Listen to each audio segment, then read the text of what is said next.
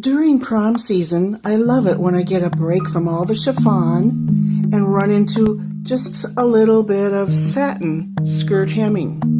And that's what's going to happen with this satin skirt. Now, here's the particular challenge. The two skirts, the lining skirt and the satin skirt, are attached at the bottom. That's no problem.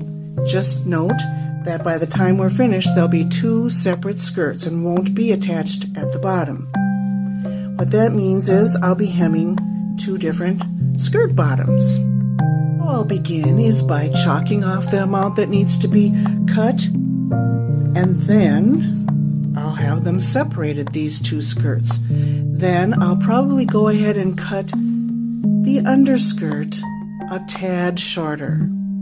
I've chalked the top layer of the skirt. Now I'm going to detach it, separate the two, and go ahead and chalk mark the underskirt. Now bear in mind, because you're going to use the rolled hem attachment, I hope, you need to measure 3/8 to 1/2 inch less than what the actual true measurement is.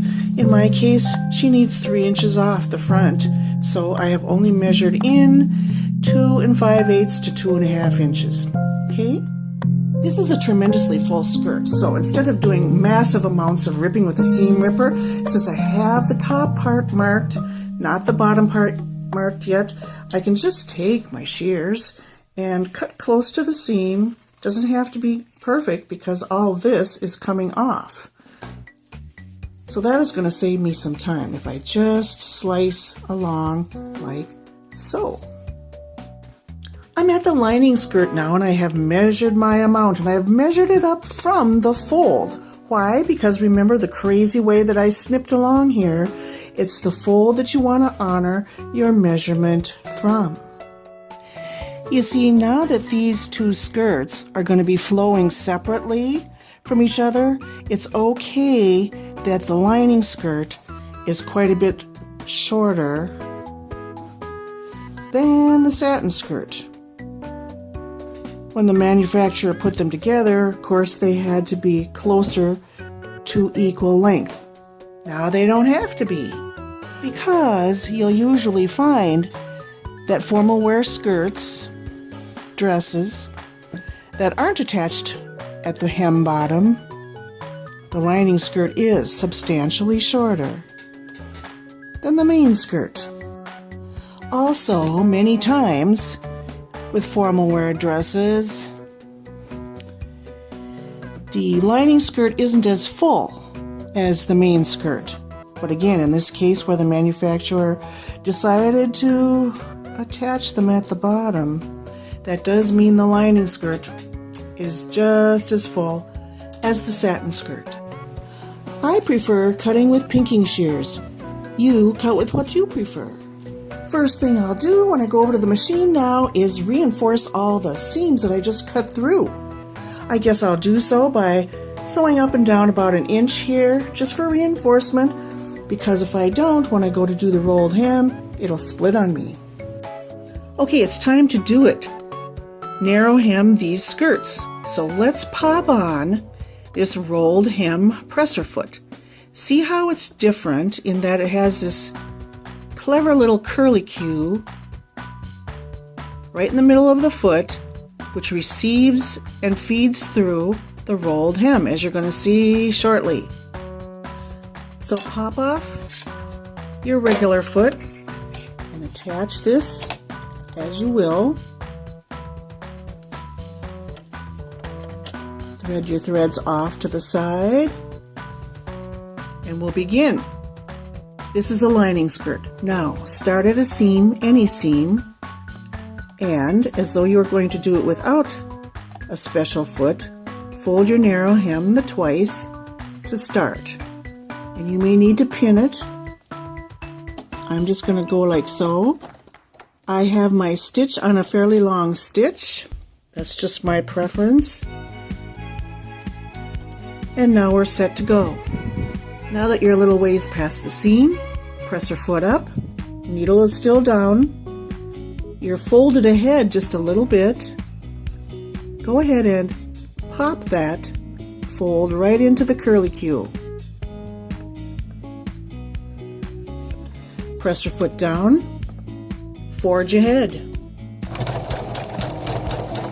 And see how it just neatly feeds right into the curly cue. I tend to always fold ahead. You usually can't get away with not folding ahead unless your skirt is very straight, meaning there's no bias curve.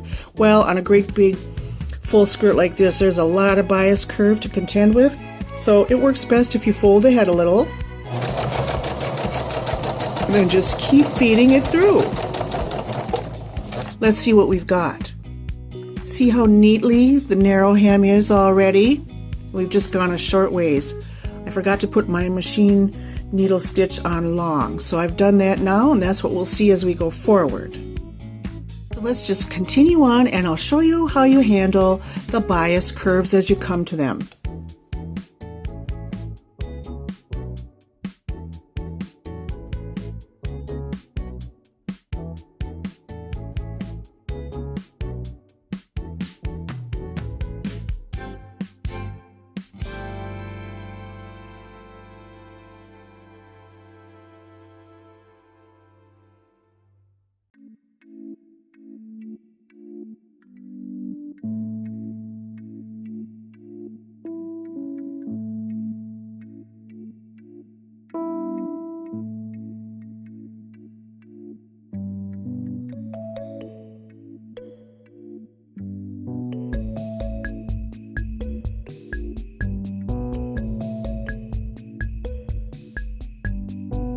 Here's the latest result. Nice, huh? And it is hemming very narrowly. I have another foot attachment where the hem is a little wider, a little thicker. So I have two choices. These are very inexpensive, folks. These rolled hem presser foot attachments, I really swear by them, because I would not want to have to just fold this on my own and go all the way around this very full skirt without something to control the feed like this presser foot does. And now I've gotten even further, and this is the results. Still pretty nice. And this can all be pressed, steam pressed too. That'll be desirable.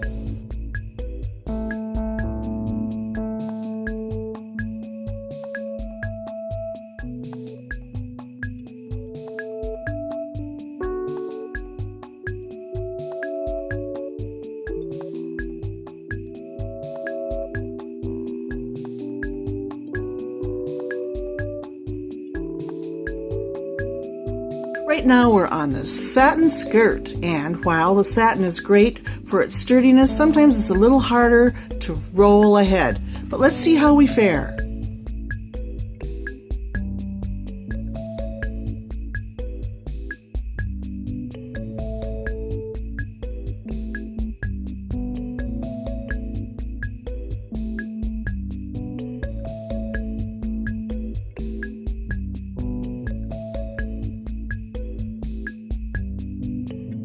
Okay, we're doing great so far.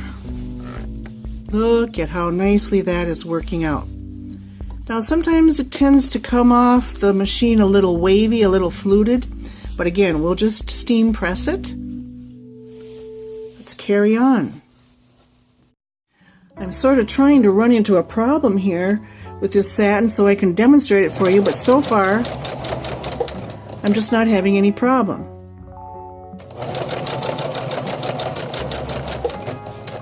I'll be back with you if I find one. I just continue to not run into any problems with this satin. That's why this satin is such a nice break from the chiffon. It's sturdy, it turns nice, it's kind of a dream. Get one of these rolled hem devices and you'll never have to turn down a satin skirt. Guess who's going to be pressing for a while? Yeah, me. So this is what the lining looks like before I press it. And after I press it. Lots nicer. At last, I'm finished now, and after all the pressing I did around the edge, she's still going to need to get it professionally pressed or use a steamer. At any rate, as I said, we're finished, and look what a splendid job we have done on the hem. Really good job.